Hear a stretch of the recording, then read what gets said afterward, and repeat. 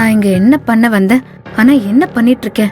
2 குடும்பத்தையும் சேர்த்து வைக்க வந்தேன்னா நானே 2 குடும்பமும் சேர்றதுக்கு முட்டுக்கட்டி ஆயிருவேன் போல இருக்கேன். கல்யாணம் நடக்க போற சமயத்துல சிதம்பரம் தாத்தா வீட்டுக்கு எவ்வளவு பெரிய அவமானம். நான் கோயிலுக்கு தான் போனேன். கதிர் வருவாருன்னு எனக்கு தெரியவே தெரியாது. ஆனாலும் இப்படி நடந்துருச்சே. இனி அம்சவேணி பாட்டி முகத்துல எப்படி முழிப்பேன்? தாத்தாவை எப்படி ஏர் எடுத்து பாப்பேன்?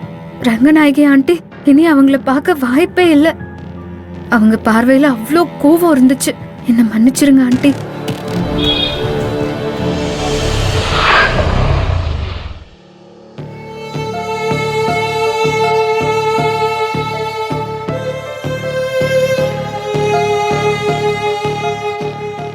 நர்மதா, இங்க இருக்கேன் கதிர்.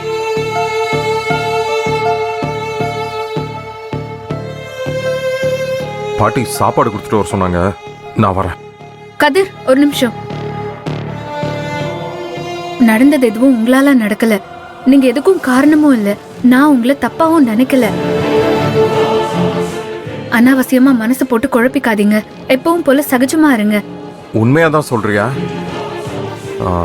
இனிமே என் கூட பேச மாட்டியோன்னு நினைச்சு பயந்துட்டேன். என்கிட்ட இருந்து விலகி போயிடுவியான்னு நினைச்சேன். எதுக்கு அப்படி நினைக்கணும்? இதுல நீங்க பண்ண தப்பு என்ன இருக்கு? நீங்களும் நானும் திட்டம் போட்டா கோயிலுக்கு போனோம்?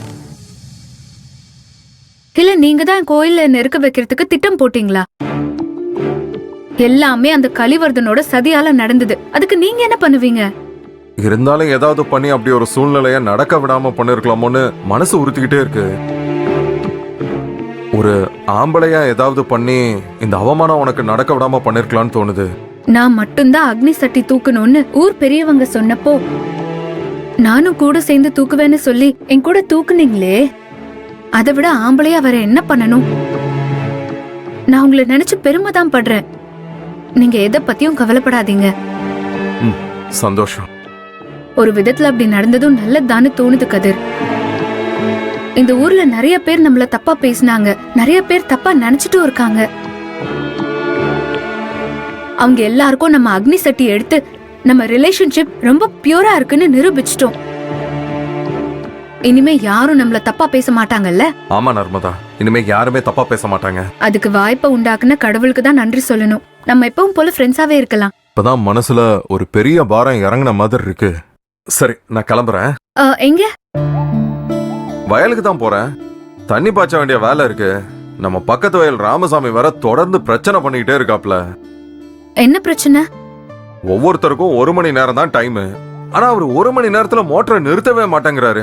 அவரு வயலுக்கே தண்ணி பாய்ச்சிக்கிட்டு இருப்பாரு. நான் போய் நின்னாதான் சரி வரும். நான் வரேன். சரி, பத்திரமா போயிட்டு வாங்க.